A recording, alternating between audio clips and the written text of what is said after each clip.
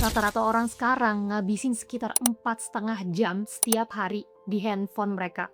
Sekitar setengah dari waktu itu cuma buat sosial media, cuma buat scrolling. Kalau kebiasaan itu terus terjadi sepanjang hidup, itu bisa berarti sekitar 15 tahun hidup kita habis di layar handphone. Aku nggak mau hidupku habis kayak gitu, makanya aku mulai ubah beberapa kebiasaan kecil. Dan dalam beberapa bulan, screen time di handphoneku turun hampir 80%. Di video ini aku mau share apa aja yang aku ubah. Yang pertama, handphone gak boleh masuk kamar tidur lagi. Ini kebiasaan pertama yang aku rubah. Dulu handphoneku tuh selalu ada di samping bantal, dan aku yakin banyak orang juga begitu. Bangun tidur, refleksnya langsung ambil handphone, cek notifikasi, cek message. Dan kadang bahkan sebelum bener-bener bangun, aku udah mulai scrolling. Dan tanpa sadar, 10-20 menit pertama hari kita itu udah habis di layar handphone. Nah sekarang aku membuat satu aturan yang simple. Handphone gak lagi masuk kamar tidur. Aku masih pakai handphone buat alarm, tapi handphoneku aku taruh jauh dari tempat tidur, kadang di meja luar kamar. Jadi waktu alarm bunyi pagi-pagi, itu bener-bener annoying banget. Karena aku nggak bisa cuma mematikan alarm dari tempat tidur, aku harus bangun dan jalan ke handphone aku itu. Dan justru itu poinnya, begitu aku udah berdiri dan berjalan beberapa langkah, tubuhku tuh udah setengah bangun. Dan karena handphoneku nggak ada lagi deket bantal lagi, aku juga jadi nggak langsung refleks buka screen. Perubahan kecil ini kelihatannya sepele, tapi efeknya gede banget. Karena sekarang aku mulai hari tanpa langsung masuk ke dunia notifikasi dan sosial media. Tapi kebiasaan berikutnya justru yang paling besar efeknya. Aku mulai ngubah handphoneku supaya nggak lagi berasa seperti mesin hiburan. Yang kedua, ubah handphone itu jadi kayak handphone jadul. Nah, kebiasaan kedua ini yang menurutku paling besar pengaruhnya ke screen time aku. Aku mulai buat handphoneku jadi kayak handphone jadul. Nah, ini bukan berarti aku ganti handphone, aku tetap pakai smartphone. Karena jujur aja sekarang tuh hidup kita emang butuh smartphone. Ya mau itu pakai QR code, mau itu pakai maps, mau buat keperluan banking, semua ada di handphone. Jadi menurutku solusinya bukan balik lagi pakai feature phone, tapi mengubah smartphone itu supaya fungsinya kembali sederhana. Seperti handphone jadul dulu, dipakai kalau kita perlu doang, bukan dibuka setiap beberapa menit. Nah, aku mulai nyariin sesuatu. Banyak aplikasi sekarang tuh sebenarnya nggak dibuat supaya kita cepet selesai menggunakannya. Justru sebaliknya, mereka tuh dibuat supaya kita tuh betah lama-lama. Ya ada notifikasi, ada feed yang nggak habis-habis. Jadi kalau aku terus mencoba melawan itu dengan disiplin aja, ya aku akhirnya bakal kalah terus. Nah, akhirnya aku mulai mengubah lingkungan digital di handphone aku. Dan ini yang aku ubah. Pertama, aku hapus aplikasi yang paling bikin aku scroll, terutama yang punya feed nggak habis-habis. Yang kedua, aku matiin hampir semua notifikasi. Yang aku sisain cuma message dari orang di WhatsApp. Yang ketiga, aku ubah layar jadi grayscale. Jadi nggak ada lagi warna yang menarik perhatian. Dan yang keempat, aku buat home screen sangat sederhana. Jadi hanya aplikasi yang benar-benar dibutuhin aja. Nah awalnya jujur rasanya aneh ya, karena handphone jadi ngerasa kayak kebosenin. Tapi justru itu poinnya, karena waktu handphone mulai kerasa ngebosenin, aku jadi berhenti buka handphone setiap ada jeda kecil. Jadi nggak ada lagi refleks lihat layar setiap 30 detik. Dan menurutku ini salah satu momen paling penting. Karena di situ aku sadar sesuatu. Ternyata selama ini aku bukan butuh handphone, aku cuma udah terbiasa bereaksi ke desainnya. Begitu desainnya aku ubah, kebiasaanku juga ikut berubah. Tapi masih ada satu masalah. Walaupun aplikasi yang udah dihapus, kita tetap bisa jatuh ke pola yang sama melalui browser. Dan itu yang akhirnya aku ubah juga. Yang ketiga, sosial media hanya di laptop. Nah sekarang kalau aku mau buka sosial media, aku cuma buka dari laptop, bukan dari handphone. Kenapa? Karena buka laptop itu butuh usaha. Kita harus duduk, kita buka laptop, kita login.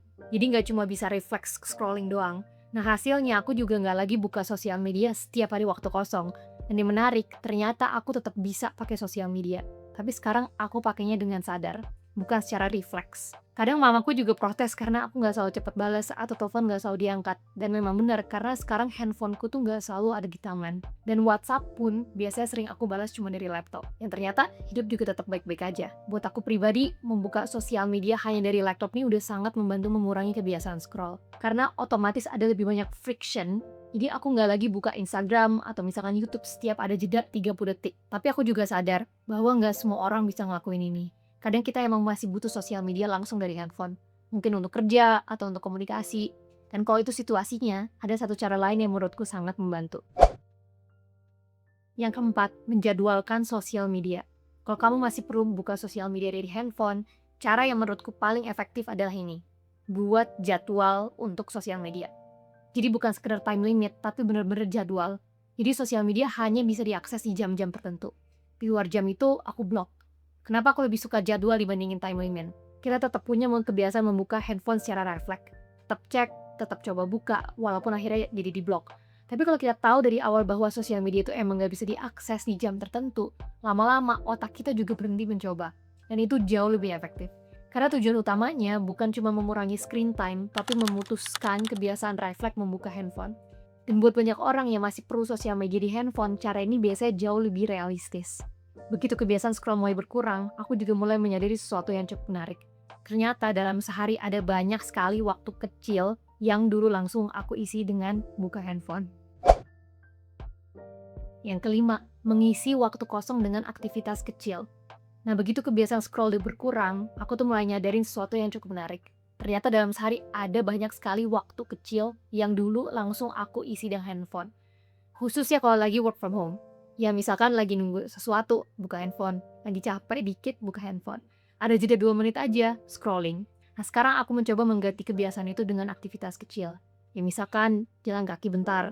Atau misalkan aku mau main piano bentar. Atau cuma duduk aja sambil minum teh. Nah hal-hal kecil yang dulu terasa biasa, sekarang justru terasa menyenangkan. Karena ternyata ketika otak kita berhenti menerima stimulasi terus-menerus, pikiran kita tuh jadi jauh lebih tenang.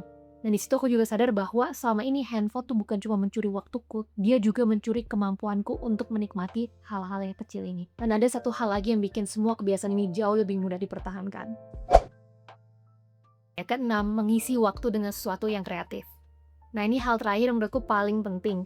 Jadi itu kita bukan hanya konsumsi, misalkan kita menulis, kita belajar sesuatu, kita ngerjain proyek kecil, karena ketika kita mulai membuat sesuatu, handphone tuh tiba-tiba jadi nggak ngerasa semenarik itu. Nah kita nggak lagi hanya menerima konten, kita menciptakan sesuatu. Dan itu rasanya beda banget. Jauh lebih memuaskan dibandingin scroll 40 menit, terus akhirnya jadi lupa tadi ngeliatin apa. Nah menurutku ini penting banget. Karena kalau kita cuman mengurangi handphone dan tanpa mengganti dengan sesuatu yang lebih bermakna, akhirnya ujung-ujungnya kita juga akan kembali lagi ke pola yang lama. Jadi kalau aku jujur, handphone sebenarnya bukan musuh. Masalahnya adalah kebiasaan kita. Handphone bisa jadi alat yang sangat berguna, atau bisa jadi sesuatu yang diam-diam mengambil waktu hidup kita juga. Dan seringkali yang kita butuhkan itu bukan perubahan yang besar, cuman beberapa kebiasaan kecil yang membuat handphone itu bekerja untuk kita, bukan melawan kita. Sekarang aku penasaran, kalau kamu harus mulai dari satu kebiasaan aja untuk mengurangi screen time, kebiasaan yang mana yang akan kamu coba duluan? Tulis di komentar ya. Kalau kamu mau lanjut bangun kebiasaan yang bikin hidup kamu naik level, kamu bisa klik video berikutnya. Di situ aku bahas langkah-langkah kecil lain yang bisa kamu mulai hari ini juga.